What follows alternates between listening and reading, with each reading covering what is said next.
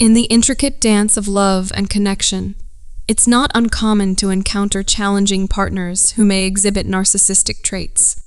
When the person you're romantically involved with displays consistent patterns of self-centeredness and manipulative behavior, it might be an indication that you're dealing with a narcissist. Recognizing if you're in a relationship with a narcissist can be a crucial step towards understanding the dynamics at play. They embody the archetype of swindlers who, throughout their lives, endured emotional neglect, childhood trauma, and emotional abuse inflicted by their parent. Daily, they grapple with internal insecurities, a ceaseless internal conflict, a pervasive sense of emptiness, and a haunting void. Their perception mirrors a black hole, and they wrestle with an overwhelming sense of worthlessness, irrespective of their actions. The pervasive childhood abuse has left them bereft of empathy, as they never experienced love, respect, value, or appreciation from their parents. Consequently, they find themselves incapable of loving others, let alone themselves. Their self-loathing becomes the answer to all inquiries about their capacity for love. Such intense self-hatred ensures that they remain unable to extend love to others. To love them is to embrace failure, for they perpetually feel like life's losers.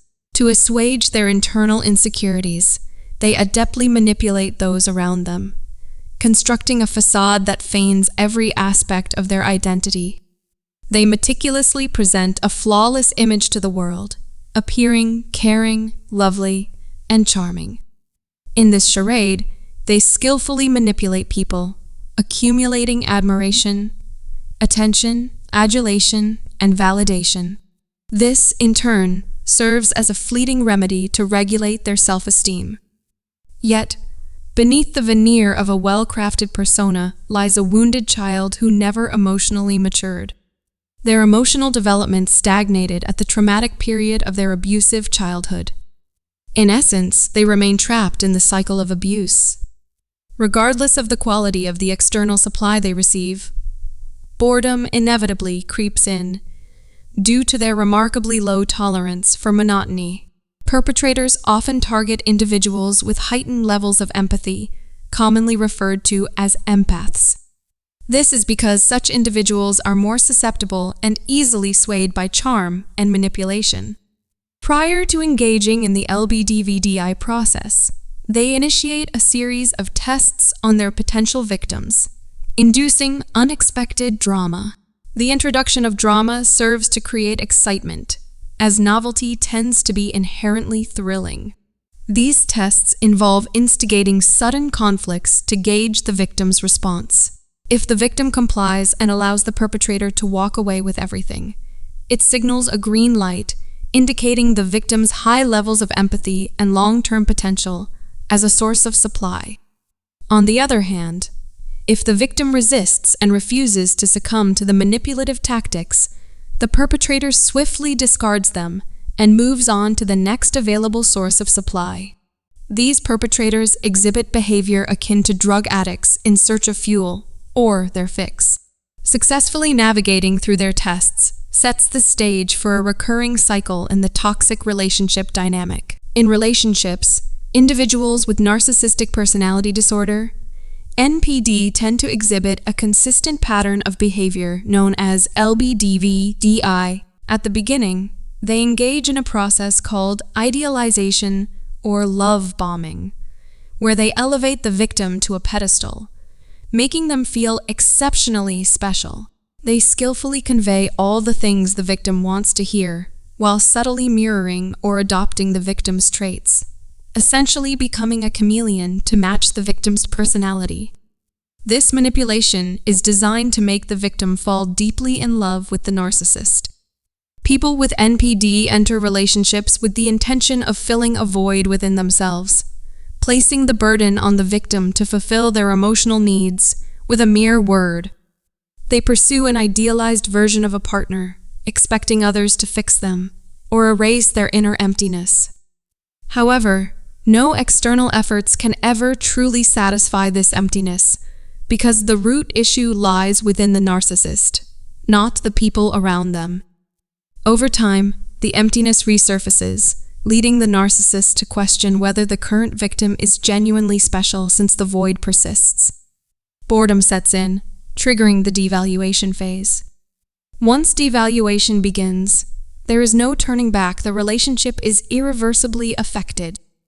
Devaluation is a process that unfolds either gradually or abruptly, triggered by either boredom or when someone confronts the devaluer about their actions.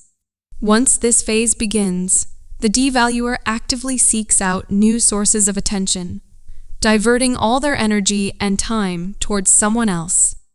Manipulating new individuals poses a significant challenge, especially when dealing with people who are cautious about sharing their empathy. During the devaluation phase, the devaluer withdraws and swiftly shifts their focus from the current victim to a new target. The victim is left bewildered, grappling with questions about what transpired, what they might have done wrong, and how it all unfolded.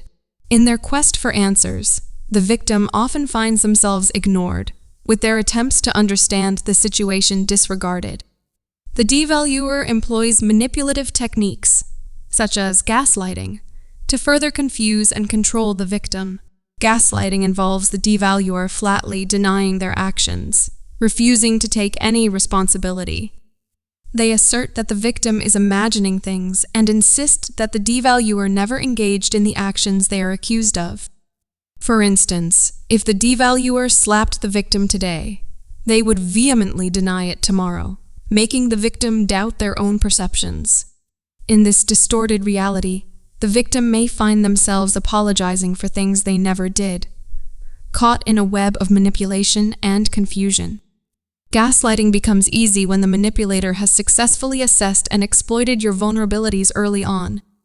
They may have initiated a subtle threat, suggesting that they might leave with just a single word. In response, you demonstrated unwavering loyalty, making it clear that you won't easily abandon them and that you're willing to fight for the relationship. This sets the stage for them to manipulate you without much resistance. Once the gaslighting begins, they encounter little resistance because you've already shown a willingness to endure difficulties for their sake. Regardless of their actions, you persist in standing by their side, even at the cost of compromising your own dignity. By leveraging your vulnerabilities, they turn your strengths into weaknesses, gradually leading you into a state of confusion and irrationality through their manipulative games. As the devaluation phase unfolds, it becomes evident that you've been replaced rather than discarded. Instead of completely ignoring you, they keep you on the shelf, providing minimal attention to keep you hanging on. Meanwhile, the new victim provides them with positive reinforcement and excitement, portraying you as the mundane figure or the sidekick. The manipulator strategically feeds you just enough to maintain your interest, knowing that you'll seek answers and inadvertently provide them with the emotional fuel they crave, whether positive or negative. In this way, they derive satisfaction from the power dynamics they've established. The use of silent treatments is a tactic employed by some individuals who, in a rather cunning manner, intertwine gaslighting with the power of silence. Once confronted about their behavior, they adeptly nullify any attempts to address the issue, resorting to prolonged periods of silence. It's as if they convey a subtle message saying, "If you dare to assert yourself, I will respond with a withholding silence, depriving you of everything that once made you feel cherished during the love-bombing phase: love, care, affection, attention, value, respect, appreciation, and more." As the victim persists in holding them accountable for their actions and seeks understanding, the silence from these individuals only intensifies. The more the victim longs for closure, the less likely it is to be granted. The more they yearn for answers, the more elusive those answers become. The deliberate withholding of closure and information stems from the perpetrator's perception of the victim as an object undeserving of such considerations.